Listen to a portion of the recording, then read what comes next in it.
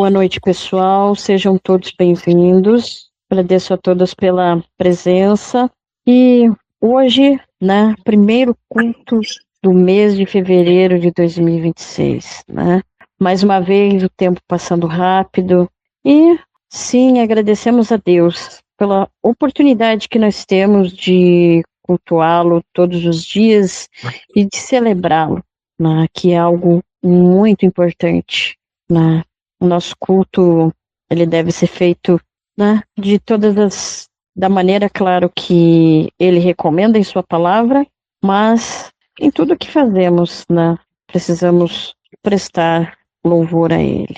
E desejo a todos, né, primeiramente, um bom culto, que possamos nos conectar com Deus, possamos ouvir o que ele tem a nos dizer, né, através da pregação, através dos louvores, e que o Espírito Santo possa conduzir a nossa reunião, né, que ele esteja presente e venha encher cada um de nós, né, que possamos todos perceber o seu mover. Então, que a paz do Senhor esteja com todos vocês. Amém. Senhor, meu Deus e meu Pai, mais uma noite que estamos aqui na Tua presença, mais um dia, Senhor, que viemos aqui para Te adorar, para Te exaltar, Deus, porque Tu és digno de todo louvor e toda glória. Ah, Deus tremendo e maravilhoso, que a Tua palavra chegue, meu Pai, em cada coração, Pai, que seja feita a Tua obra, Senhor, em cada vida, Deus, porque o que queremos, Pai, é ver o Teu mover, é ver o mover do Teu Espírito Santo, Pai. Então, mais uma noite, Pai, recebe a nossa adoração a Ti, recebe, Senhor, o nosso clamor a Ti, Senhor, porque é só a Ti que clamamos, é só a Ti, Senhor, que adoramos em espírito e em verdade, Senhor. Ah, Deus, eu peço a Ti, Senhor, que cuide de cada vida, que de cada lar agora, Pai, em nome de Jesus. Que a Tua presença, Pai, esteja em cada lar agora, meu Pai, que está aqui nesse culto. Em cada lar, Senhor, tem harmonia, tem a Tua presença, Jesus. Ah, Pai, que cada vida que vai ouvir, meu Pai, essa palavra, esses louvores desta noite, Pai, que sejam tocadas pelo poder do Teu nome, Senhor. Que cremos, Senhor, cremos que Tu faz, cremos que Tu és o Deus que faz, que opera milagres e que move montanhas e que transforma vidas, Senhor. Estamos aqui, Senhor, para a honra e glória do Teu nome, Pai. Esse culto sempre será para a honra e glória do Teu nome, Jesus. Eu Te agradeço por cada vida que se disponibilizou para estar aqui essa noite. Eu Te agradeço por cada vida que está aqui para Te honrar, para ouvir a Tua palavra e para Te entronizar como o único Deus verdadeiro. Em nome de Jesus. Amém. Amém. Glórias a Deus. Louvado seja o nome do Senhor. Deixo aqui a minha saudação a você que nos escuta também pelo YouTube ou ao vivo. E nesse momento nós vamos louvar ao nosso Senhor e nós vamos, de todo o nosso coração, dizer para Ele uma coisa que Ele sabe, mas que Ele fica feliz quando nós nos damos conta disso e nós nos deixamos guiar por isso. Nós vamos dizer que esse Deus, Ele nos ama, que Ele nos sonda, que Ele nos conhece. Não importa se a nossa alma está despedaçada no fundo do abismo ou se nós estamos sobrevoando os céus como águias, Deus nos encontra e Ele nos sonda o tempo todo. E Ele nos manda que nós nos acheguemos a Ele como nós estamos, para que Ele nos transforme. Então nessa noite eu quero convidar você que sabe cantar junto, a você que não sabe, ouça essa canção, porque eu tenho certeza que Deus vai falar contigo e que você se lembre dessa canção como o Espírito Santo te falando. Não importa se você está no vale da sombra da morte ou nas alturas, Deus está contigo. E se você pode ter uma certeza nessa vida, é que Jesus Cristo te ama. Não importa se você o aceitou ou não, se você nunca tinha ouvido falar de Cristo ou não, mas você pode ter a certeza de que Ele te ama, porque Ele te ama e está pronto para te receber. Então que você possa louvar a Deus nesse momento, com o seu pensamento, com a sua voz, com as suas mãos, com os seus pés, da maneira que você se sentir confortável, porque Ele está aqui nesse lugar e Ele já começa a agir desde o momento da abertura até o final. E você que entrou aqui não vai sair da mesma forma, para a honra e glória de Jesus. Então louvemos a Deus. Amém.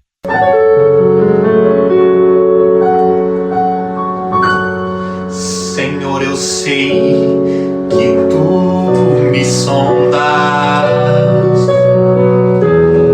sei que em tudo me conheces. Se me assento ou me levanto,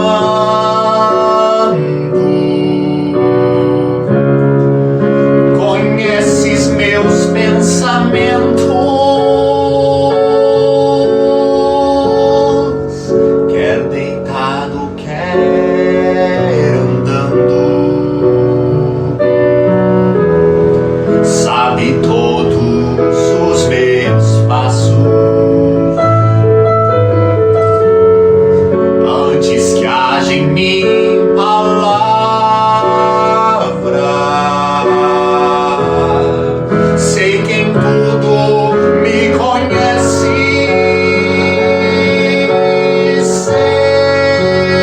Senhor, eu sei que tu me sondas. Senhor, eu sei que tu me sondas. Senhor, eu sei que tu me sondas. Senhor, eu sei que tu me sondas. Senhor, tu me cercaste em volta, tua mão em mim repousa. Tal ciência tão grandiosa, não alcanço de tão alta. Se eu subo até o céu, sei que ali também te encontro. Se no abismo está a minha alma, sei que ali também me amas. Senhor, eu sei que tu me amas. Senhor, eu sei que tu me amas. Senhor, eu sei que tu me amas.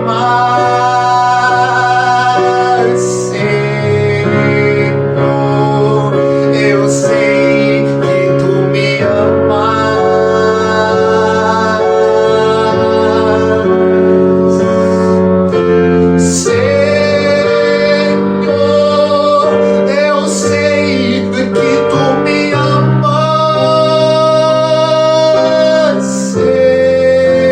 Senhor, eu sei que tu me amas. Senhor, eu sei que tu me amas.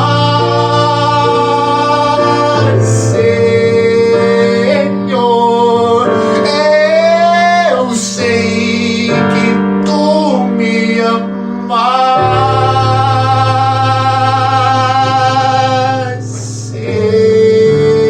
Senhor, eu sei que tu me amas.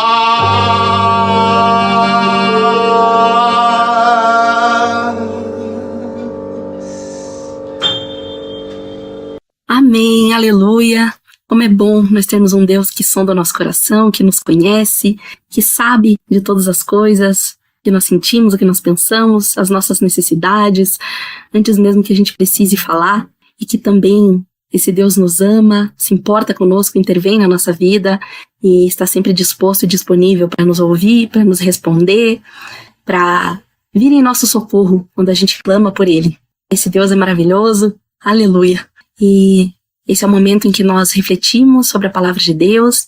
Se você puder, eu gostaria que você orasse comigo para que Deus nos guie, nos ilumine nessa hora. Senhor, nosso Deus, nosso Pai, muito obrigada por mais esse culto, por mais esse momento, essa oportunidade que nós temos de louvar, bendizer e adorar o Teu nome e de aprender da Tua palavra, Pai. Nós queremos ouvir a Tua voz e é por isso que eu te peço que nesse momento o Senhor me use como instrumento nas Tuas mãos para comunicar a Tua palavra, para transmitir a Tua mensagem de forma clara, eficaz, para que cada um receba, compreenda e possa aplicar aquilo que o Senhor tem a dizer para cada um deles, Pai.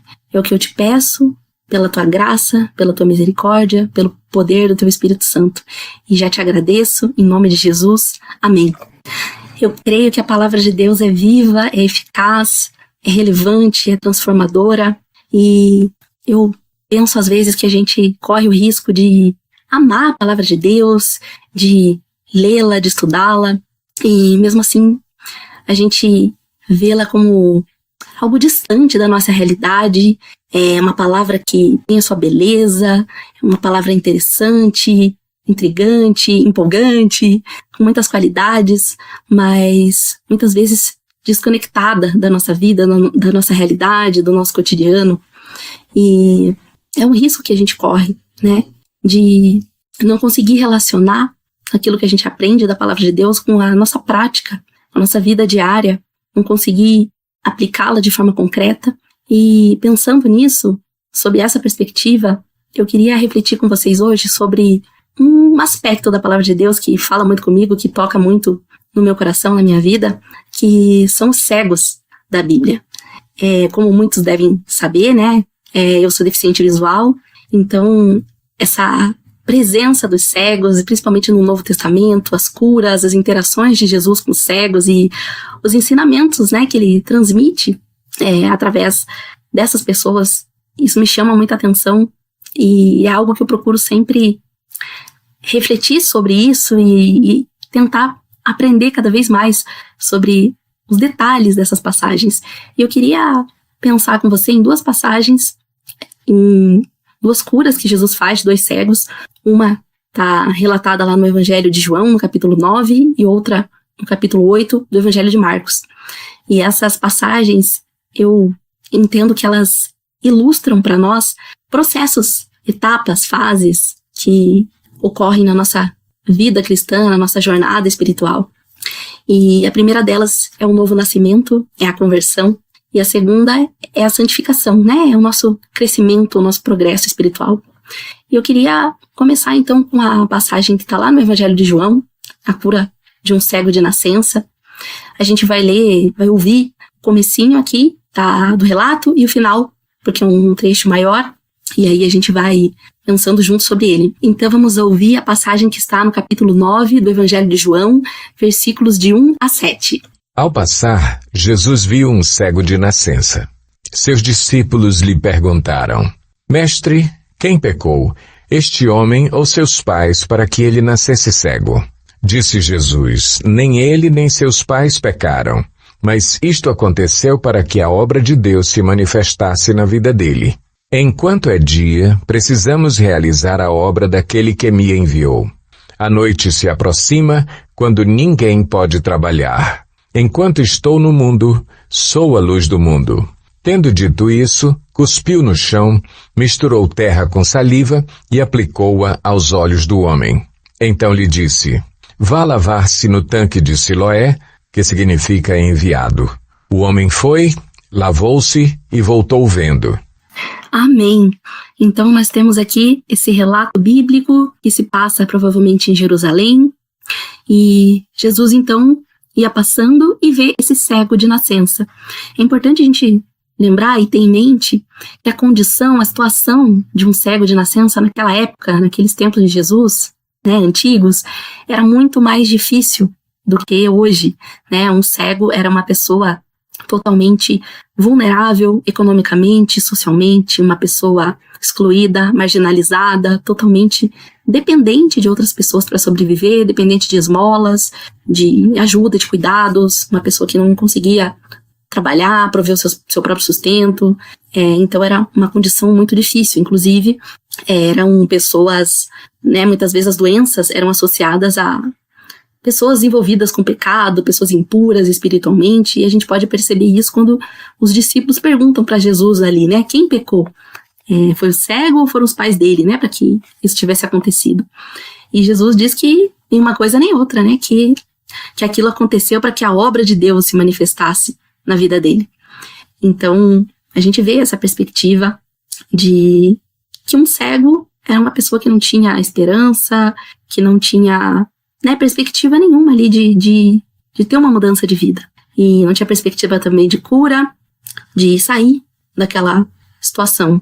E Jesus vai até aquele cego, né? A gente percebe, até é um pouco intrigante, né? A gente pensar que, nesse caso, não é o cego que procura Jesus, que clama por Jesus, que pede pela cura, mas é Jesus que vai até ele e que se apresenta, que, né, toca ali nos olhos dele com saliva e terra, né, passa aquela mistura ali nos olhos dele e pede para que ele se lave, né? Pra gente soa até um pouco estranho isso, mas é importante a gente pensar que tudo que Jesus fazia ou dizia tinha um propósito maior, né? Não era só para abençoar as pessoas, para curar, para livrá-las da dor, do sofrimento, mas Jesus queria fazer sinais, né? Apontar para sinais, para quem ele era, para a identidade dele, para o poder de Deus, e transmitir ensinamentos sobre o reino para as pessoas que estavam ali ao redor e entenderem, né? Quem elas eram, qual era o momento que elas estavam vivendo na perspectiva do reino de Deus, né? Então, era muito mais do que abençoar aquela família, né? As pessoas ali conhecidas, próximas, ou fazer uma performance, né, grandiosa ali e tudo. Era algo muito mais profundo que tinha a ver com a história da Bíblia, né? As promessas, as profecias, e que Jesus estava cumprindo as escrituras, né? Então ele diz, né, que enquanto é dia é preciso realizar a obra do Pai que o enviou, né? Então aquele era o momento para ele fazer aqueles milagres, aquelas maravilhas, e que ele era o Messias, né? Ele era a luz do mundo, era e é, né, a luz do mundo. Então aquela cura, aquele episódio era a demonstração do poder, da autoridade, da identidade de Jesus, né? E que eles estavam vivendo aquele momento prometido nas escrituras de que o reino havia chegado, né, o reino de Deus. Então, Jesus aplica, né, aquela mistura de terra com saliva nos olhos do homem e pede para que ele vá se lavar num tanque. E aí a gente vê que aquele homem tinha fé, que não foi algo passivo, né, algo que Jesus fez sem que aquele homem quisesse ou entendesse ou tivesse alguma participação, mas que a obediência dele, ela não é responsável pela cura, né? Não foi o fato de ele se lavar lá no tanque que o curou, foi o poder de Jesus, né? A manifestação do poder de Deus. Mas o fato dele obedecer à ordem de Jesus era fruto, resposta, né? Demonstração da fé que ele tinha na pessoa de Jesus, né? E a obediência, então, demonstrou essa fé e assim ele participou também. Ele demonstrou que ele tinha fé para que aquela cura acontecesse, né? E depois disso, conforme a gente vai continuando a leitura, que a gente não vai ouvir aqui agora por falta de tempo, mas a gente percebe que quando essa cura acontece, esse cego volta a enxergar, isso é algo maravilhoso, extraordinário, único, inédito, que nunca havia sido visto, né? Um cego de nascença ter seus olhos abertos, a sua visão restaurada, e as pessoas começam a tentar entender, os vizinhos, os conhecidos, os pais desse cego, ele próprio, os religiosos, os fariseus, né, líderes da época, todo mundo começa a querer tentar entender quem é esse cego. Será que esse cego é aquele mesmo que a gente via por aí mendigando? E será que é aquela mesma pessoa ou será que é outra? E quem que é esse Jesus? E como que essa cura aconteceu? E será que esse cego era cego de nascença mesmo? Né? Então as pessoas começam a tentar entender o que tinha acontecido, como tinha acontecido, quem era, né, qual era a identidade das pessoas ali envolvidas, e a gente vê respostas diferentes, né? A gente vê os pais do cego que ficam com medo, que ficam na dúvida, que ficam temerosos, receosos ali de represálias, de serem expulsos, excluídos da sinagoga, né, desprezados pelas pessoas. Então eles acabam não querendo se envolver, não querendo se comprometer, mas eles sabiam que o filho deles havia nascido cego, que havia sido cego a vida inteira, né, que havia acontecido algo ali sobrenatural, extraordinário, né? Mas eles jogam a bola ali para o filho, né? Para que ele é quem sabe, ele já tem idade, ele é um homem adulto, ele que diga o que aconteceu, né? Eles não quiseram se comprometer com Jesus, né? E nós vemos também os fariseus, que para eles o que chama mais atenção é que Jesus havia feito isso no sábado. E isso os incomodava, porque era uma lei que não se podia trabalhar no sábado, uma lei deles, uma lei da palavra, mas que Jesus depois vai explicar, né, que não existe lei contra fazer o bem no sábado. E em vez de eles olharem para isso, para essa cura, para essa maravilha, para esse milagre, para que esse cego havia sido liberto daquela condição, que Jesus havia feito um bem, que Jesus, como o próprio cego vai dizer depois, né, esse homem tem que ser um profeta, esse homem tem que ser um homem de Deus, porque senão ele não poderia ter feito esse milagre. Mas os fariseus têm o seu coração endurecido, eles interrogam por 2 vezes ali o cego, interrogam os pais e depois acabam insultando e expulsando esse cego lá da sinagoga e não creem em Jesus. Então a gente vê essa dureza de coração, essa incredulidade, apesar do milagre ali incontestável que Jesus havia feito. E a gente vê esse cego também, que a princípio não entendia bem quem era Jesus, que não entendia aquele processo, como aquilo tinha acontecido, mas que ele vai refletindo e vai dizendo, né, algumas coisas que a gente vê que ele começa a entender que Jesus era diferente, Jesus não era um homem qualquer, porque ele diz: sabemos que Deus não ouve aos pecadores, mas ouve aqueles que o temem e praticam a sua vontade. Então, isso demonstra, né, a compreensão que ele tinha de que Jesus não era um homem qualquer, que Jesus havia feito algo extraordinário e que ele merecia honra, merecia respeito, né, e não aquele desprezo, né, que os fariseus estavam demonstrando. Mas aquela conversa acaba com os fariseus então expulsando o cego da sinagoga, e quando ele é expulso, Jesus volta até ele. E eu queria que nós ouvíssemos esse finalzinho também, a partir do versículo 35 até o 41 do capítulo 9 do Evangelho de João. Vamos ouvir. Jesus ouviu que o haviam expulsado e, ao encontrá-lo, disse: Você crê no Filho do Homem? Perguntou o homem. Quem é ele, Senhor, para que eu nele creia? Disse Jesus: Você já o tem visto. É aquele que está falando com você. Então o homem disse: Senhor, eu creio. E o adorou. Disse Jesus: Eu vim a este mundo para julgamento, a fim de que os cegos vejam e os que veem se tornem cegos. Alguns fariseus que estavam com ele ouviram-no dizer isso e perguntaram: Acaso nós também somos cegos? Disse Jesus: Se vocês fossem cegos, não seriam culpados de pecado. Mas agora que dizem que podem ver, a culpa de vocês permanece. Amém. Então nós vemos aqui agora uma conversa mais profunda de Jesus com esse cego. Jesus se revelando a ele de forma mais clara, né? E perguntando se ele crê no Filho do Homem. E ele pergunta, né, quem é esse filho do Homem para que eu creia nele? Jesus diz: sou eu, né? Esse que está falando com você. E ele crê, e ele adora Jesus, ele reconhece Jesus como Deus, Jesus como o autor daquele milagre, como aquele que havia transformado a vida dele para sempre e que merecia toda a honra e toda a glória. Então, a gente vê essa transformação não só de uma pessoa que não via e passou a enxergar fisicamente, mas uma transformação espiritual, né? E aí Jesus vai começar a explicar, né? A transmitir o ensino que ele queria, né? Do aspecto espiritual.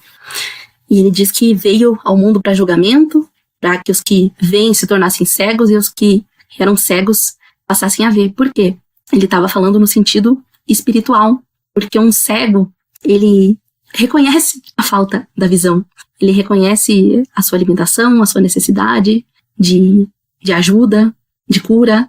E aqueles fariseus que estavam ali acompanhando Jesus e aquele cego, eles eram arrogantes porque eles não reconheciam a condição deles espiritual, o pecado deles, que assim como aquele cego precisava ir a Jesus para ser curado fisicamente e espiritualmente, para receber o perdão, para receber o amor, a misericórdia de Deus, a graça de Deus, eles precisavam de Deus, de Jesus, tanto quanto aquele cego, porque espiritualmente eles estavam na mesma condição, né? Na verdade, no fim das contas, uma condição pior, porque aquele cego reconheceu a dependência dele de Deus, a necessidade dele, e aqueles fariseus não. Então o problema não era a condição deles, porque não existe nenhuma condição, nenhuma situação, nenhum pecado que Deus não possa perdoar, não existe ninguém que Deus não possa salvar, e não existe nada que Deus não possa reverter. Mas a gente precisa reconhecer a nossa condição e recorrer, buscar aquele que pode nos salvar e que pode nos tirar dela, né? Então por isso eu disse no começo que essa passagem, para mim, ela ilustra esse processo do novo nascimento, esse processo de quando Deus se revela a nós, revela a nossa condição, muitas vezes de uma vida longe de Deus, de uma vida em que nós vivemos a nossa própria maneira, sem nos importar se o que nós fazemos agrada ou não a Deus, sem pensar em Deus muitas vezes, e sem reconhecer a nossa necessidade dele, sem reconhecer que tudo que nós temos, que tudo que nós somos e já conquistamos, veio dele, é pela graça dele, é dom dele. Muitas vezes nós pensamos que, na prática, né, que tudo aquilo que nós temos e somos é pelo nosso próprio mérito, pelo nosso próprio esforço, e na prática não agradecemos, não reconhecemos o tamanho da nossa dívida, que a nossa dívida é impagável e que Jesus Cristo, se sacrificando por nós na cruz, pagou essa dívida.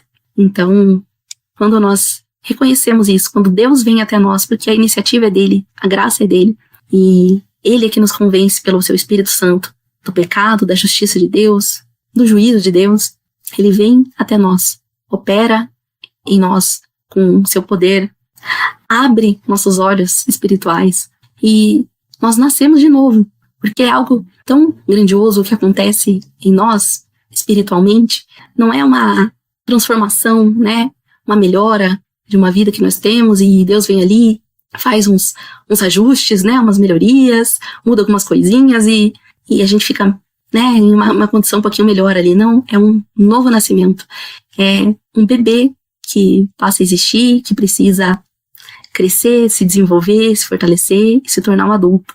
É algo grandioso, maravilhoso, sobrenatural, milagroso que acontece. É um milagre da salvação, da conversão, como nós já vimos aí, né, algumas semanas atrás. E essa cura desse cego explica e demonstra, né, esse processo para nós, né.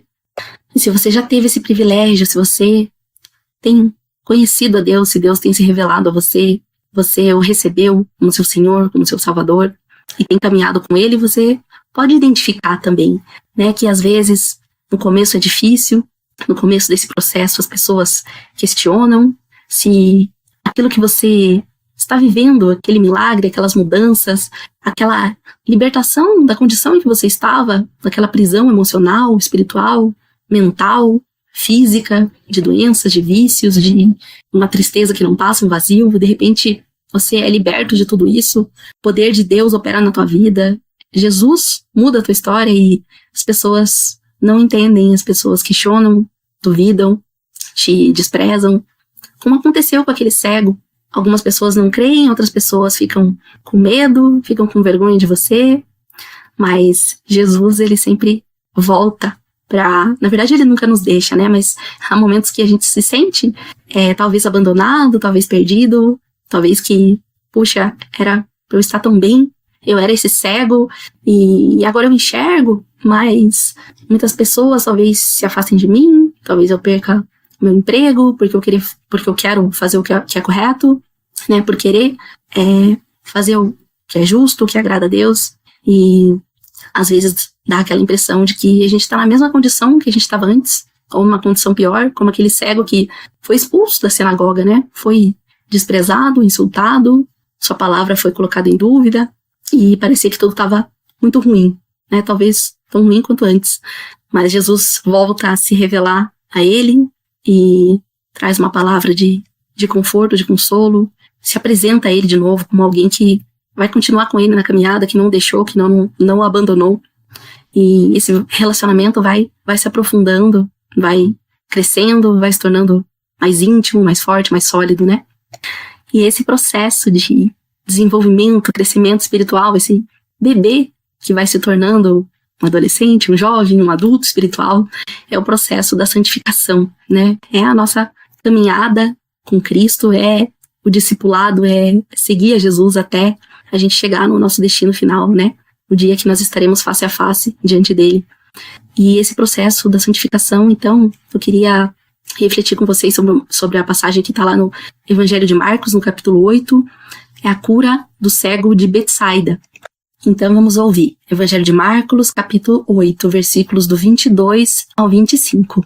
Eles foram para Betsaida, e algumas pessoas trouxeram um cego a Jesus, suplicando-lhe que tocasse nele. Ele tomou o cego pela mão e o levou para fora do povoado.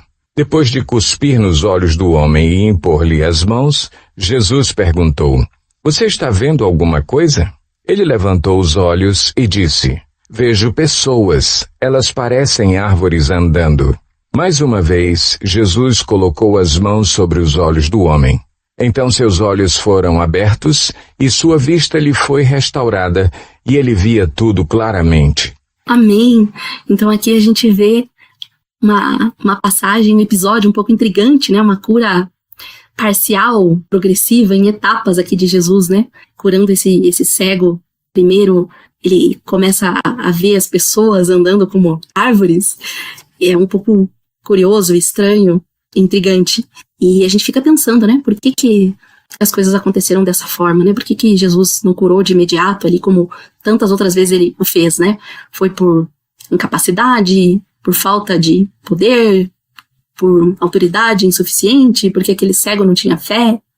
E a gente, estudando essa passagem, lendo comentários, a gente percebe que, como eu disse antes, né? O objetivo de Jesus não era só a cura, a libertação, o milagre em si, mas era trazer ensinamentos para os discípulos, para as multidões, para todos ali ao redor, né? E para nós também hoje, claro.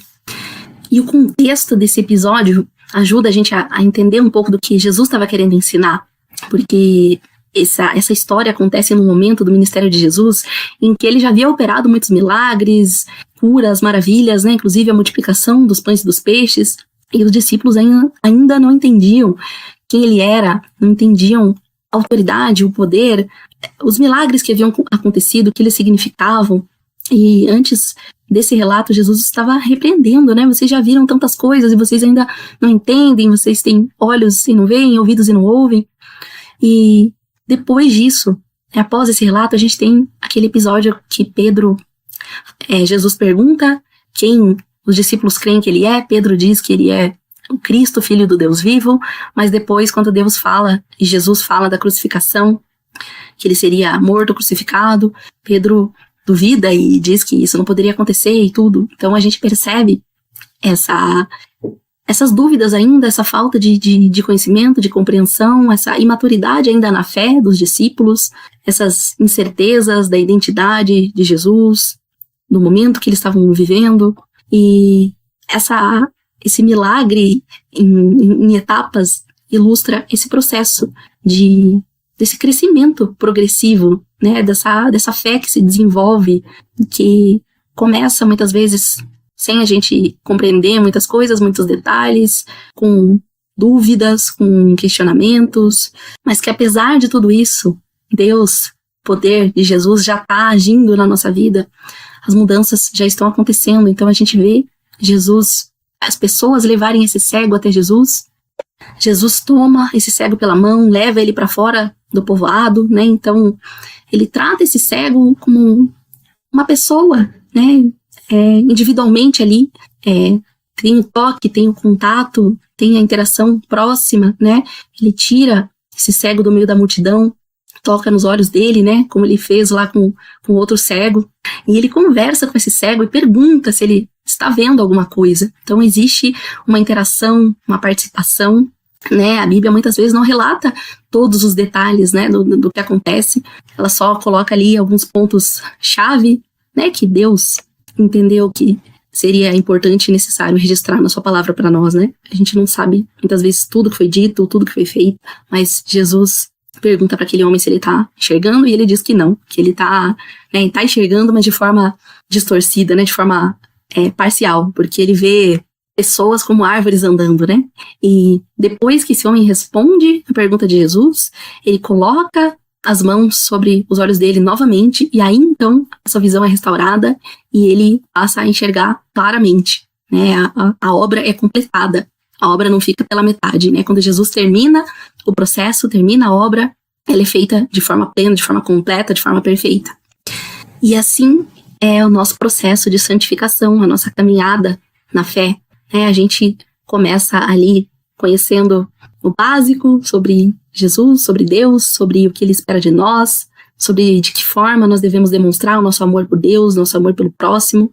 E o Espírito Santo passa a habitar em nós, mas para que Ele realmente tenha liberdade para agir em nós, para nos transformar, isso leva o seu tempo, isso é um processo para que a gente possa receber e desfrutar daquilo que nós já temos estando em Cristo, né, para que aquilo se aplique, seja uma realidade na nossa vida, é um processo, e muitas vezes nós, sim, já tivemos, já experimentamos, já provamos o agir de Deus na nossa vida, já tivemos nossos olhos abertos, mas a gente enxerga de uma forma distorcida, embaçada, parcial, e é por isso que nós precisamos ser guiados por Jesus, nós precisamos ter um relacionamento próximo, íntimo com Ele, nós precisamos que Ele nos tome pela mão, né? E pensando nessa questão que eu falei no começo da prática, da relação que a palavra de Deus tem com a nossa vida, com o nosso cotidiano, com as coisas concretas mesmo, com as nossas vivências, com as nossas experiências, eu queria terminar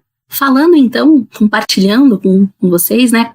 Eu como uma pessoa cega, deficiente visual, o que eu posso aprender, não só do que está escrito aqui na palavra de Deus, explicitamente, desse relato, dessa história, mas da minha experiência, da minha vivência, né, como uma pessoa nessa condição, né, uma pessoa cega. E é algo que não foge do que está aqui, mas que às vezes as nossas experiências, elas conseguem nos dar uma visão mais clara, né, daquilo que já está aqui na palavra, mas que às vezes talvez fique um pouco abstrato, um pouco complexo, e que quando a gente dá algum exemplo, né, Jesus fazia muito isso com exemplos da agricultura, da pecuária, da vida doméstica, né, da relação entre trabalhador e os seus empregadores, né. Então ele usava esses exemplos simples do cotidiano para ilustrar, para dar exemplos, para tornar o ensinamento dele claro. E eu queria falar aqui de 3 pontos com vocês. E o primeiro ponto é que para um cego ter uma vida plena, produtiva, satisfatória, para que ele, né, tenha paz, satisfação, ele precisa reconhecer, obviamente, não só a condição dele como cego, mas que nessa condição ele precisa de ajuda, ele precisa de, muitas vezes, pessoas que o auxiliem, porque vão haver tarefas que ele não vai conseguir executar sozinho. Vão haver trajetos que ele não vai conseguir percorrer sem ajuda, sem auxílio. E é indispensável, é fundamental que um cego reconheça isso, para que ele possa ter a humildade, né, de pedir essa ajuda quando ele precisar, e pedir a ajuda para alguém que possa ajudá-lo, né, que esteja em condições de ajudá-lo também, para que ele consiga chegar ao destino que ele quer, para que ele, né, consiga desempenhar as tarefas que precisam ser desempenhadas, atingir seus objetivos, evitar perigos, riscos, ter a sua segurança, né, a sua saúde, a sua vida, né, preservada e vivê-la de forma plena. Então, reconhecer a sua necessidade e pedir ajuda, né, ser humilde. E assim também é na nossa vida com Deus, né, na nossa vida espiritual. O nosso processo de reconversão, a nossa salvação começa quando a gente reconhece a nossa condição de pecadores, a nossa necessidade do perdão, do amor de Deus, de direção, de proteção, quando a gente reconhece que essa vida só vale a pena ser vivida na presença de Deus e segundo a vontade de Deus, que a vontade dele é boa, é perfeita, é agradável, e que o caminho que ele nos oferece, que ele nos mostra e que ele quer que nós sigamos é o melhor caminho para nós. Enquanto a gente luta, né, enquanto um cego quer viver como alguém que enxerga, quando ele quer fazer coisas que realmente ele depende do sentido da visão para que ele possa fazer essas coisas, ele não vai ter sucesso, ele não vai ter êxito, ele vai se frustrar, ele vai se sentir sem valor, porque ele não vai, né, conseguir executar, fazer aquelas coisas, executar aquelas tarefas, e é um processo desgastante, inútil, e que vai terminar mal. para ele e para as pessoas que o cercam também, né? O segundo ponto é que a gente precisa, né, como cegos, como pessoas cegas, a gente precisa depender e confiar nas pessoas que nos guiam. Então, quando a gente recorre a alguém para nos ajudar, por exemplo, a percorrer um trajeto, e a gente reconhece que a gente precisa dessa pessoa, a gente pede a ajuda dela, a gente precisa caminhar na dependência dela, a gente precisa segui-la, né? A gente precisa segurar ali no ombro, no braço, na mão, enfim, e seguir, depender dessa pessoa, de fato, para percorrer aquele caminho junto com ela, próximo a ela, seguindo essa pessoa, e não querer seguir um outro caminho, né? Seguir ali em paralelo, se a pessoa for para a direita, a gente vai para a esquerda, não faz sentido, né? Então a gente precisa depender, não fazer as coisas do nosso jeito, mas do jeito da pessoa que está ali nos guiando. E para que a gente possa depender, a gente precisa confiar nessa pessoa plenamente, né? Já aconteceu comigo de muitas vezes as pessoas se oferecerem para me guiar e eu perceber, por exemplo, que a pessoa está embriagada ou que a pessoa é uma pessoa de fora que não conhece ali a cidade, o local onde nós estamos, né? E que ela talvez não esteja se localizando bem, não saiba o caminho correto ali para chegar aonde eu quero ir. E isso gera insegurança. Então, não é o fato de aquela pessoa enxergar, né, simplesmente, que faz a gente confiar, né, naquela pessoa. Mas em Deus, em Jesus, nós podemos confiar plenamente na vontade dele, na palavra dele, porque foi ele que nos criou e ele sabe muito bem o que é melhor para nós. Ele nos criou com um propósito, ele nos conhece, ele mandou o seu Espírito Santo para habitar em nós e nos capacitar para viver essa vida segundo a vontade dele para nós. Então, nós devemos seguir a Jesus, seguir os passos dele, conhecer a sua palavra, suas ações, suas obras, aceitando primeiramente, né, o sacrifício dele por nós, e seguindo, então, imitando o Senhor em tudo e imitando aqueles que o imitam também, né? Então, seguindo de fato Jesus, seguindo os passos dele, dependendo dele, né? Não de forma autônoma, fazendo as coisas à nossa maneira, mas buscando diariamente se alimentar da palavra, orar, participar de momentos de culto como esse, para que a gente possa, de fato, conhecer a Deus cada vez mais, aprofundar nosso relacionamento com Ele, ter mais intimidade e depender, confiar nele. Existem pessoas que nos decepcionam, né? Que a gente conhece ali superficialmente, num primeiro momento a gente gosta, a gente se dá bem, a gente quer ter um relacionamento, a gente tá todo dia juntos, e depois a gente se decepciona, porque aquela pessoa não era o que a gente pensava, ela vai se revelando ali ser uma pessoa diferente, e né, a gente acaba, enfim, se afastando, se decepcionando, se desapontando, mas com Deus não é assim, né? Quanto mais a gente o conhece, mais a gente o ama, mais a gente percebe a sua justiça, a sua grandeza, a sua santidade, o seu amor, a sua graça e a grandeza do que ele fez e faz por nós, né? Então, é um privilégio e uma alegria a gente poder ter essa oportunidade, né? De ter esse relacionamento diário, profundo e íntimo com Deus. E, com certeza, quanto mais a gente buscar e se alimentar, mais a gente vai confiar e depender dele para caminhar nessa vida, né, e na certeza de que a gente está no caminho certo e que a gente vai chegar no destino correto. E uma última coisa que o fato de ser cega me ensina, e que também está aqui nessa palavra que nós lemos e estudamos hoje, é que nós precisamos crer em testemunhas fiéis, confiáveis, verdadeiras, mas que muitas vezes a gente não vai poder depender só daquilo que a gente vê, daquilo que a gente sabe, que a gente conhece, para avaliar e julgar, interpretar as situações, a realidade, porque nos falta um sentido da visão. E existem coisas que, por mais que a gente tenha os outros sentidos desenvolvidos, a gente não vai conseguir perceber. Se você é cego, você vai conseguir entender bem o que eu vou descrever aqui agora. Se você não for, você vai conseguir imaginar. Mas talvez você já tenha participado, por exemplo, de alguma reunião de trabalho, ou de algum momento de lazer, de confraternização, ou até de um culto como esse, presencialmente, na igreja, enfim. E você tá ali no ambiente, reunido com várias pessoas, você passa uns momentos ali, e você vai formando a sua opinião, as suas impressões, suas sensações, né, com base naquilo que você pode perceber com os seus sentidos, na sua audição, olfato, tato, você ouve ali as conversas, você percebe ali a disposição de alguns objetos, enfim, né? Você sente aromas e você vai formando ali uma imagem, né? Uma visão, uma ideia daquilo tudo, né? Do ambiente, das pessoas.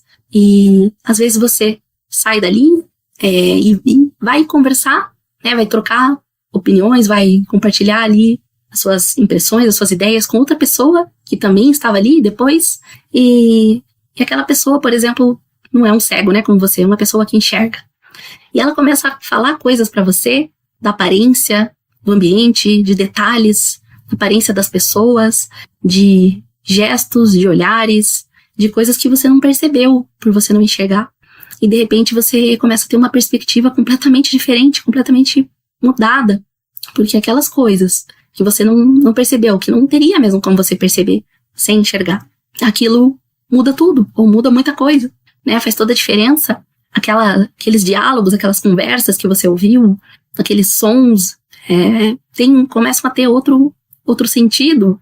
Eu vou dar até aqui um exemplo bobo, um exemplo simples que me ocorreu, mas já aconteceu algumas vezes comigo, por exemplo, de eu estar num lugar ali, numa reunião, em que a gente está ali comendo, e eu estar acompanhado de uma pessoa que enxerga, essa pessoa me dizer assim, por exemplo, olha, se alguém te oferecer aqui um pedaço de bolo, você não aceite, porque já tá acabando e não vai ter para todo mundo.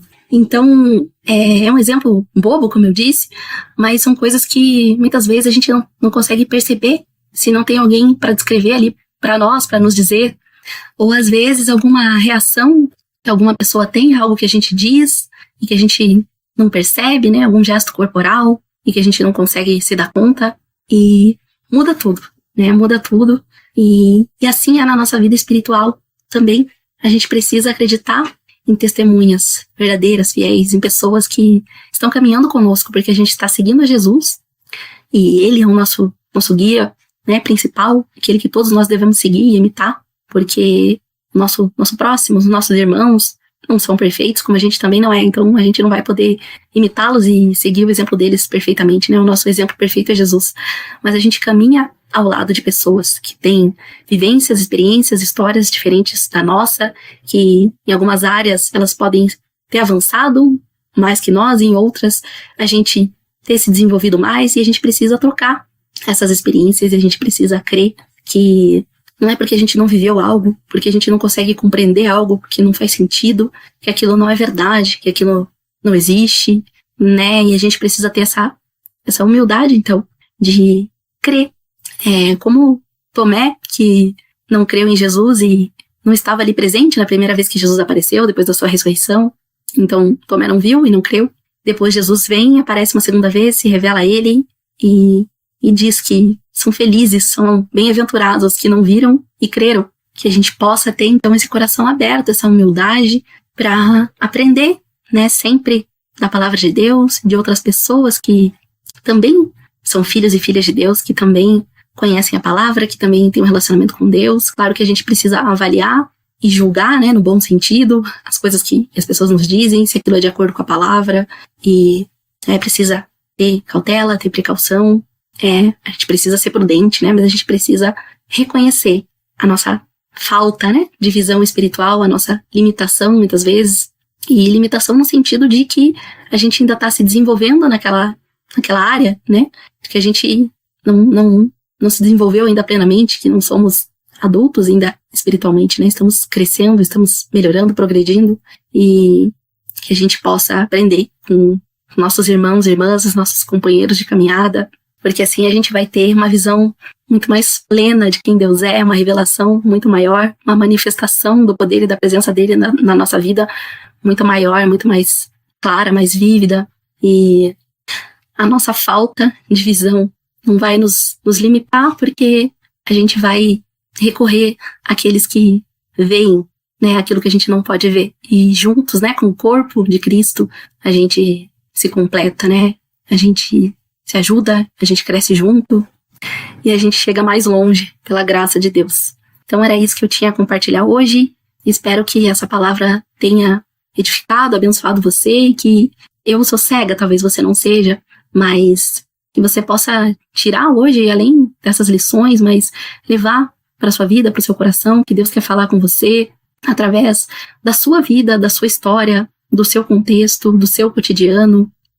Deus fala conosco de forma que a gente entenda, de forma prática, clara, simples, que você possa olhar para a sua vida, para as suas circunstâncias, para quem você é, para um ofício que você tenha, para um hobby, para seja lá o que for, e prestar atenção no que Deus quer te ensinar, de como que Deus pode e quer falar com você através disso, e sempre conectando, né, e estando de acordo com a palavra dele, né, estudando a sua palavra e com base nela, aplicando essa palavra, mas de forma prática, né, e que a nossa vida, a nossa história, o nosso contexto e as nossas circunstâncias reforçam e tornam mais claro para nós o que Deus quer nos ensinar e como a gente deve aplicar isso de forma prática na nossa vida. Que Deus abençoe a cada um, em nome de Jesus. Obrigada. Amém. Glórias a Deus. Palavra abençoada. E tem muito a ver com o que nós cantaremos agora, porque eu digo nós porque eu também sou cego. Muitas vezes passa pela minha cabeça o fato de que talvez, se eu não fosse cego, eu seria uma pessoa extremamente orgulhosa, porque talvez eu pensasse que eu consigo fazer tudo do meu jeito, que eu não preciso de ninguém, e todas essas coisas. E ocorre que, às vezes, mesmo nós, sendo cegos, nós deixamos o orgulho nos acometer e nós não queremos seguir o guia, como foi ministrado na palavra. Então, que nessa noite você possa refletir sobre quantas vezes na sua vida você não quis seguir o guia, que é Jesus, ou por outra, você até seguiu, mas lá pelas tantas você empurrou o guia e você tomou a frente dele. Que você possa, nesse momento, refletir e pedir para Deus para que Ele te ajude, assim como eu pedirei para que Ele me ajude, nós todos pediremos, a quebrar o nosso orgulho, para que nós possamos ser cada vez mais parecidos mesmo com Jesus e, por que não dizer, né, caminhar atrás dele, assim como no caso dos cegos, dos deficientes visuais, é preciso com que a gente caminhe atrás da pessoa que está nos guiando e não que a gente tome a frente dela. E mesmo atrás, que a gente tenha a paciência, né, e não saia empurrando a pessoa que está na nossa frente, porque se ela está na frente, é ela que sabe o ritmo que pode se andar e não se pode. Então que nós possamos refletir tudo isso, exaltando, evidentemente, ao nosso Deus.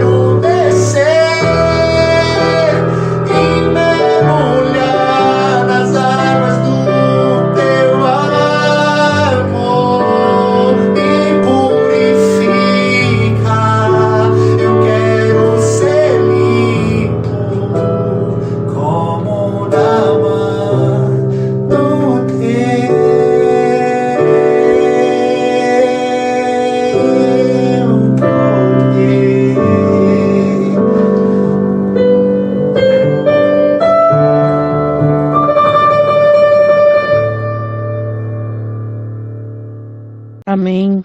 Senhor nosso Deus, nosso Pai, agradecemos pela oportunidade que tivemos de cultuá-lo neste culto, nessa celebração.